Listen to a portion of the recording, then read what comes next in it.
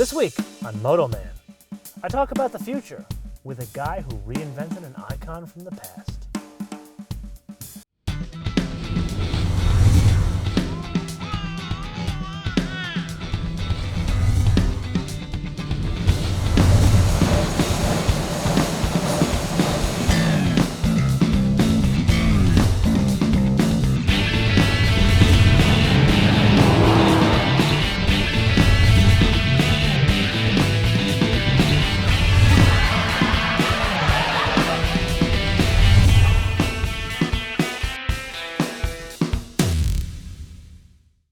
Previously, Ralph Gilles shared his story and how he transformed the look of Mopar muscle from this to what we know today. But what about the future? Powerful cars are under attack from all corners of the globe. Can power and environmental responsibility coexist?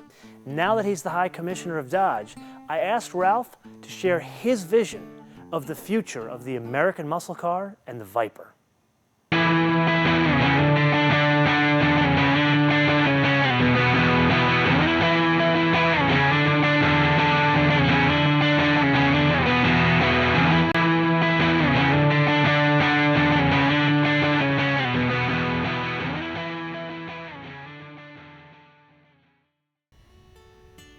Talk to me about the inspiration here. The customer that buys this car is the guy that basically missed out on the first time around. Yeah. And some of those cars, the historic ones, are better memories than realities. They weren't that great to drive. Yes. The brakes were horrible and that thing. I got to tell you, you've been kind enough to give me 2 of these. And I've been very thankful about this. This is number 3 now. RT and the SRT8. And there's something interesting about this car. Everyone that sees this car loves this. To them, this is American as apple pie. Everybody comes and talks to you in this car, more so than this car. Yeah, I have the same 2 cars in my fleet, and same thing. I feel terrible for you. My wife, tough life you have. I had a Hemi Orange, and my wife picked it up for me because I was away on a business trip. Yeah. And within 100 feet of leaving, It's a good wife. The truck driver's giving her thumbs up. She goes, calling me, honey, what's this all about? All these guys are giving me thumbs up. I go, honey, it's not you. It's the car. So, and it has that effect. I mean, it can make, imagine you're a guy working your butt off and you buy a car like this. Yeah. That's what the Dodge brand is supposed to be all about. It's an escape. Here's the thing about the Challenger. A lot of people like to compare it to the Mustang and the Camaro. And I guess I can see why they do that. It's really the same segment of car, but then again, it isn't. It's got a whole different feel to it. Even with the big V8 and the whole manual transmission, you really can't throw it around. It definitely ain't a Lotus. It's not an American car trying to be a European car. It's an American car trying to be an American car. You drive this car, it's composed, it's comfortable to drive, it's fast. You read a lot about, oh, Daimler and Chrysler never worked, or it was a bad marriage, it never worked. I actually disagree with that. And here's why I disagree. You couldn't have made this car what it is without the bits, the high-end bits from Mercedes. That's what makes this thing so much fun to drive, so much more composed than anything else that they're like. The magic too is that they have at the time they had the most advanced stability control systems in the world for rear drive car, because they've been doing rear drive cars from the beginning. So we were able to get that technology and basically leapfrog 15 years of development.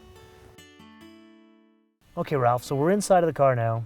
What's going to happen going forward in this? And I'm not talking about just this particular product. Interiors in general. Dodge in general. Oh, the complete overhaul. Absolute overhaul, and this will happen in the next few months. I mean, by the end of 2010, just about every vehicle in our lineup will have a brand new interior. Can you give us an idea of like 3 examples of what you're going to see different in Dodge interiors? We have our sights set on being first in every segment. So either first or second where we compete in terms of material quality, thematics, feature comfort, everything. So we're really going to up our game big time. A little bit along the lines of what we did in the Ram truck, which was kind of, to me, the beginning of the concept, and we're going to try to basically no holds barred. It's one of the areas I've been working on. We set up a dedicated interior studio about 4 years ago, and it's just now starting to bear fruit. It's something we had to really overhaul the entire interior development program. And your background's a bit in interior. You've done some interiors, haven't you? Like even for the Viper. Yeah, what happened if over the years we ended up putting a lot of exterior designers and forcing them to do an interior. Hey, why don't you help us with interiors? Yeah. Whereas now we've actually hired people that love interiors, product designers that have no interest in the exterior. They as you say, you're detail oriented. Well, you design an interior a part at a time. I mean, you're talking zeroing in on the adjuster for the outlet is a project. Like super minutiae. It's a 1 month project to do the knurling. You know what I'm saying? So. When you approach it like that, it's what the Europeans have done for years. Audi, to me, is one of the best. Literally one of the best out there. They do a great job. Build quality to the way the iPod fits into the car. Yeah, so that, in a lot of ways, that's kind of our target. Okay. You know, take that level, that European finesse on interiors and bring it to the common man. Let me ask you another question. Have you guys spent any time with customers and said to them, hey, this is our interior at this price point. How much more would you pay for a better interior? $100, $500, $1,000? Have you done that? We have reams of data. Matter of fact, we've been doing nothing but that. And what do people tell you? People sit in the car and they actually they measure what we call perceived value comes from the interior of the car. It's a big part of the perceived value of the car. So $500 extra in the interior improves the overall value. Sometimes you don't spend that much. Even $200 can have a huge effect. It's actually exponential. If you look at the old Ram truck to today's Ram truck, it's a big leap in terms of interior detailing. And going forward, it's now going to be about the shapes, making the interior a piece of sculpture all into itself, a piece of art. Okay, so we've talked about the past now. Now let's talk about the future. Where do you see this going? What's going to happen in the future to these rear drive, powerful cars as it relates to Dodge? Well, we're seeing now, right? You know, there was a little dip, just like everything else dipped last summer. A little bit of a dip. And it's coming back. The economy fell off a cliff, my friend. Oh, yeah. It's coming back. I mean, already in the spring, we're starting to see the sales of these pick up. The orders are picking up. Yeah. And our fan base is still clamoring for these vehicles. So I think the trick is on us. I mean, the onus is on us to figure out how to keep balancing. I mean, this car is really a good balancing act. And it does come in a V6 for people that like the look, and it gets 26 miles per gallon. I mean, go big or go home. You get this. So, but I think, to your point, I think there is an unserved part of the population that's out there that still loves this stuff and wants to enjoy it. Okay, so in terms of the future of a rear drive product, are we going to see a replacement that's going to have rear drive? It's going to have a big engine? Where is that going to go? I think you're seeing, we have a next generation of replacement LX vehicles coming at the end of this year. And that they have another 5-6 years of lifespan. So as long as that platform is available, we're going to continue to farm and develop things off of it because it's still a great platform. And you look at, the great European marques like BMW, Mercedes-Benz. Absolutely. Still have fantastic solutions on rear drive. So what we're looking at is the ability to bring the all-wheel drive system at a lower cost because there's definitely, we see a drop-off in the snowy climates. People are still a little afraid of the rear drive. In California, it's not really an issue. So that's something we've got to mitigate. It just seems like a number of car manufacturers, mainly American car manufacturers, have given up on this market, on this rear drive market. And you guys are really the only ones that are out there with a dedicated rear drive system.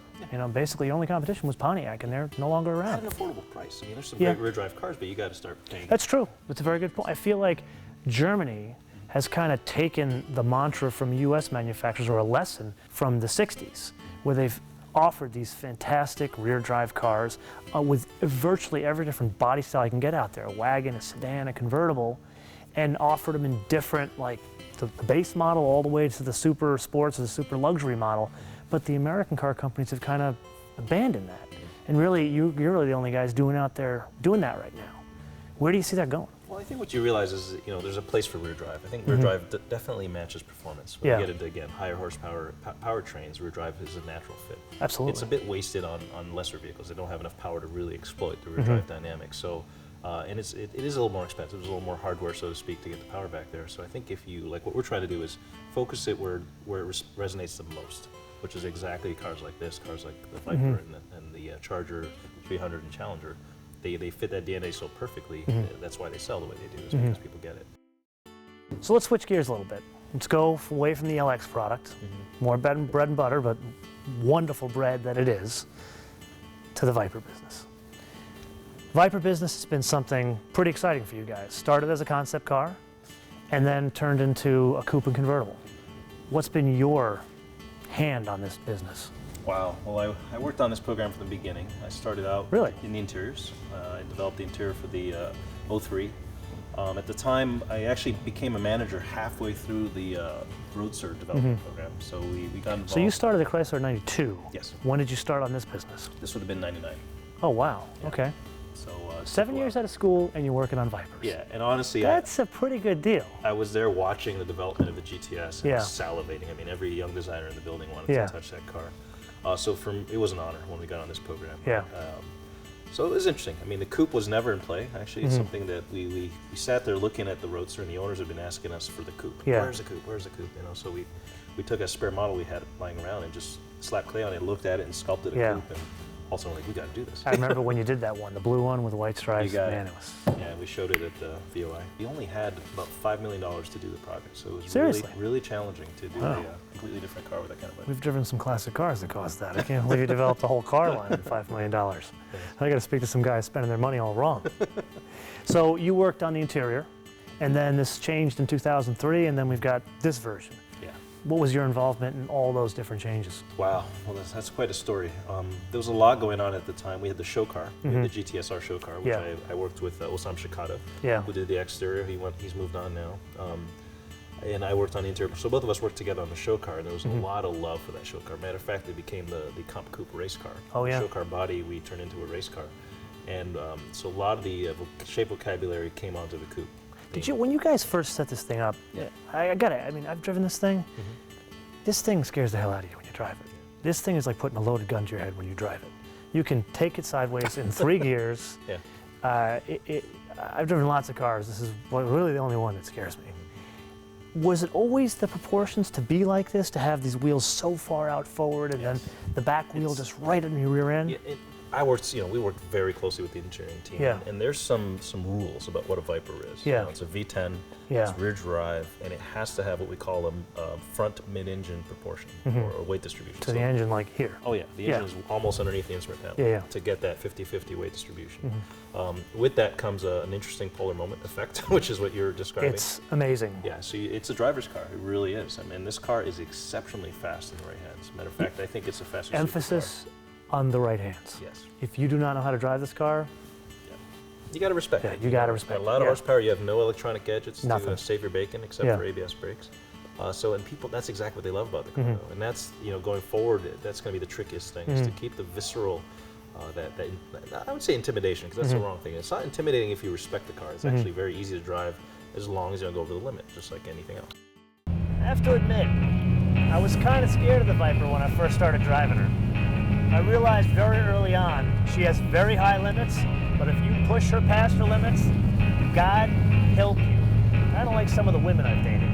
But once you realize and respect what she can do, then you have a wonderful dance. Is there ever a point that you get stability control?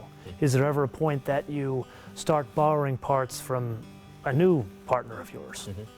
Well, maybe. I mean, in 2012, it's the law. Every vehicle in the world sold in America has to have stability control. So Okay. one of those things, but it's not a bad thing because Okay. you can use. So Viper designed by Nancy Pelosi.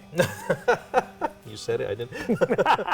But stability control can be a good thing. You can actually make it switchable. You can have, which we do on the SRTs. You Yep. have a switchable version of it. So I found that button. you can open up the eye angles a little bit, and you can actually defeat it if you want to. We don't recommend that. But Yeah. No, we don't recommend that at all. Not you at can all. defeat it if you want to, and then have a little fun. But that's probably in the cards if we do continue. To Okay. So if I get this correctly, there could be some electronic aids, a little bit, in a Viper. Yeah, but it's important and there's ways you can tune it. You can tune it to be less or more intrusive. So Yeah. whatever we do choose to do, we will preserve the personality. of the car. Okay. So talk to me about the Viper business. Yeah. There's been a lot of news about the Viper business. I know you guys tried to shop it around. You decided not to sell it. Not you guys. Okay, no, yeah. Exactly. I'd have to ask you to leave if you were the guy that tried to sell Our it. former owners, yes. Yeah. Yeah. See, that's the problem when a private equity shop tries to go into a business where you have to create something. They don't create anything. This is artwork. This isn't just a car. This isn't transportation. This is artwork. Yeah. It was a scary time. To be honest with you, I have a lot of love for this car. It means Yeah. a lot to me. It's one of the reasons I'm at the company. And you personally own one of these. Yes, I have an ACR, which I love. It's an awesome car. It's fun. And I didn't ask you. Have Yeah. you ever owned a classic car? Yes. What'd you have? I had a 1969 GTV. Italian job. I think that's very interesting that the CEO of Dodge owned an Alfa Romeo, a Fiat product, Yes. before, I'm assuming before Fiat came into the picture. And I was very, very active in the Alpha Club. I used to Really? host track days and invite my Seriously? Oh, yeah. And I would So what help my happened? You got friends. married and kids? Yeah. So there you have it. So even the CEO of a car company has a wife that says, get rid of the sports car. But just to plug my wife, she was cool enough, she actually organized the track days. Seriously? So she was She's really a cool. Does she have a sweet. sister? Oh, yeah. She does. She's married. So, Damn. Okay, so let's talk about the business. So you were thinking about selling it, or your previous owner was thinking about selling it. Now you've taken the for sale sign off, and you're taking a bit of a hiatus. Tell me why you're doing that. a couple things going on. The car has been around since '03, right? And there's it's definitely at that point in its life cycle. So for 2010, we decided on a number of 500 cars. It was just about the right amount. Yeah. Any more than that, and it starts to become less special. Yeah. So we're doing the last run of 500. We're taking a hiatus because we want to develop the car in peace. We don't want to rush it to market, and it hasn't been decided. I still have to go to the board and ask for permission to build the car and develop the car. But I personally know what I want the car to be. I mean, it's got to go back a little bit to being What is that? an outrageous machine. Okay. I mean, we clean this 600 car. horsepower is not outrageous enough for you. Well, it's the bodaciousness. little tame. It's the sex appeal of the car, to be honest Okay. with you. It needs to be even more visceral than this one. I love this car. It's done really well for us. Yeah. But the next time out, the owners have asked us for something incredibly. Is that the way it looks, the way it performs? What is that? It's everything, all the above. All the Really? above. You know, the horsepower they're pretty happy with. A lot of the owners have driven the 600 horsepower, and they finally are at peace with the horsepower thing. I've driven this car a lot, and I would never complain about the horsepower to you about that. It's a bit of a diminishing returns game. You Yeah. start getting into the 650, 700 range. What are you gonna do with it? Yeah, exactly. There's nowhere safe to really enjoy that. So, you know, to me, it's more the dynamics. I think there's a lot. You talked Yeah. about our partners in Italy. They do a phenomenal job. I had the pleasure of driving a number of Ferraris out there. The Scuderia Tough life you 430 got, is man. an Tough awesome life. car. Yeah, I mean, it's an amazing vehicle. Those cars have a way of letting you know where the boundaries are. So you can basically play on the edge all day long. And I do a lot of racing, a lot of competitive racing, so I kind of understand the limits of a car. And with Ferrari, you find those limits instantly. Whereas this car, you sneak up on them. You got to get to know this car. You It's can't like a get snake into charmer, it. Yeah, you know? this is like learning how to dance tango. You can go to a bar, have a couple of drinks, do salsa, Yeah. or you can fly to Argentina, learn how to tango. That's what this car is. If I were you, I would run, not walk, and get myself one of these and store it in the garage. Who knows? 30, 50 years, you too will be at a place like the Scottsdale auctions in January, trying to sell your car and tell stories how you bought it years ago for the low price of $97,000. I've owned now a Viper for about 9 years. Wow. And I'm still learning the car, and it's fun to drive. It keeps you engaged. Yeah. You never get bored driving it. As That's soon as for you're damn done, certain. you want to, I don't even smoke, but you want to sit there and have a smoke. Yeah. Because it's so much fun to drive. Get that excited. Yeah. Yeah, it's a G-rated show. So, okay, so you want to take some time to develop the car. Yeah. Are there things that are going to go away from it? Like right now, I would say this car, it drives more like a classic than some classics I've driven. Like you need to drive this car with the air conditioner on. It's very hot on the inside. It's very tight on the inside. It is character. That's my way of asking you. Are you going to try to make it more like an R8 on the inside? Give it more room? What are you going to do? That's a good question. We'll have to figure that out. And I think what we're going to do going forward, before we do anything, before we even put pen to paper, we're going to talk to our owners because we have 25,000 plus Viper owners out there. They're very vocal. They're probably the most enthusiastic bunch of owners in the world. You can very say that active again. club. I want to engage them, talk to them. Yeah. It's not a focus group type thing. It's just what does the car do for you? Right? Yeah. So I want to design it, Yeah. from their perspective and hopefully deliver. So, okay, so we're talking about taking a hiatus. What's going to happen? We definitely getting something in 2012. What's going to happen? Can't promise anything. Not on TV. Okay. But we're looking at the business. So I can't case put of out a it. contract and have you sign I it. mean, all I can tell you, it's important to the brand. It really is a pillar of the brand. It's one of those rare icons come along, very, very rare in automotive history when you create an icon like this. So we're strongly looking at the business case. Okay, Ralph, I want to switch gears on you again. I think I've made it very clear to you that I'm a car guy. I like rear drive, I like manual transmission, and I like a very powerful engine. Dodge doesn't necessarily have every product that fits that bill. You guys are the minivan business. You guys have a lot of front-wheel drive product, and from what I understand, you're going to get more front-wheel drive product from a new partner. How does all this 600 horsepower, 425 horsepower in these just insane colors coexist with soccer moms? The analogy I use, I'd love to stick a syringe in the back of the Challenger and put that in every car I make. You know, so some of that's a relationship. You know, we treat Kind of like an SRT 8 minivan? Yeah, exactly. No, seriously, we have a very personal conversation with our Viper owners and our Challenger owners. They have different mailers. We send them some swag. You know, we have this wonderful rapport with them. Why can't we do that with minivan customers? You know, and we're looking at versions of our minivans that are. It's funny you mentioned that, but why not? Why not have a very sporty? I got to tell you, they are very passionate. Yeah. Minivan people are as passionate as someone who drives that. They get excited about it because it's either comfortable or it serves their needs. It's just something that they feel like someone has addressed what their lives are. And I've been that guy. Yeah. I'll never forget having to sell my fun car. Don't tell me you drive a minivan, Ralph. You're killing me here. I drove a minivan for 6 years, and it had stripes on it. It had aftermarket wheels. It had really? Oh yeah, I had a blast with it. Because you have to send us a picture. I could only afford one car at the time, so I made the best of it. And there's a lot of people in that situation where there's a guy who might have given up something. He has kids now. He has no choice. So I want to find a way to offer up that escapism to everybody. Let's put aside the minivan business. What are we going to see in the car business? Not trucks. You guys do a great job in trucks. I think that's a wonderful business of yours. But what about cars? Well, number one priority for me is fun to drive again. I think the cars have become good, quiet places to commute, and to me that is not a Dodge, right? So I want my next generation Avenger, next generation small car, next caliber to have this incredible driving sensation. You have the pleasure of now having access to some of the great European dynamics, right? So we can bring some of that goodness over to the States, and when people drive get your a car, Alpha back. Oh, it'd be awesome, you know, to have a car that feels like it's wired into your synapses. Yeah. And is fun to drive. So I think that doesn't cost anything. That's just how you tune the car, and I think we can do that pretty quickly. And when are we going to see stuff like that? A few months. A few months? Yeah. Really? The next generation Avenger you'll see. You know, this is the evolution of today's Avenger. Okay. The new Charger is going to be tuned that way. And I'm actually asking for a custom tune on every Dodge product going forward. So every Dodge product will have a true driver's setup that can be a check-the-box option. Okay. So this is like an SRT kind of thing? Yes, but without, you know... Without all the colors and all that kind of stuff. Exactly. Very cool. Ralph, I can't thank you enough for bringing some explosive cars and telling us some really great stories behind the cars and you as well. I actually have one request for you. Okay. When these new cars come out, these new, like, amazing new cars to drive that you guys are working on now, I want to drive them with you. Got it. Thank you. I'm going to hold you to that. Take care. Looking forward to it.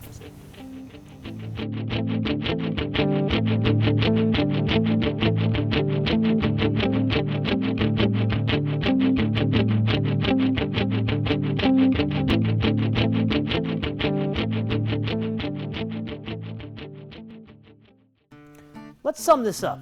A designer, a car designer, runs a major car company. This very same designer owns and personally races a 600 horsepower car. On top of all this, this is the very same guy that reinvented the American muscle car as we know it today. I would say the future of the American muscle car, at least at Dodge, is safe. But more importantly, the future of the cars we know and love is in the hands of a proper car guy.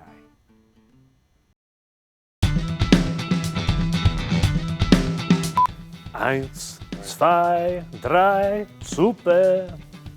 Wie geht es Ihnen? Es geht mir gut. Okay, here we go. The deuce. Little boys may grow up, but they never get over a sound like this. I think I'm doing 30. I look down at 60. Going around corners like that. Don't tell Ralph I'm driving this fast. He won't give me the car back.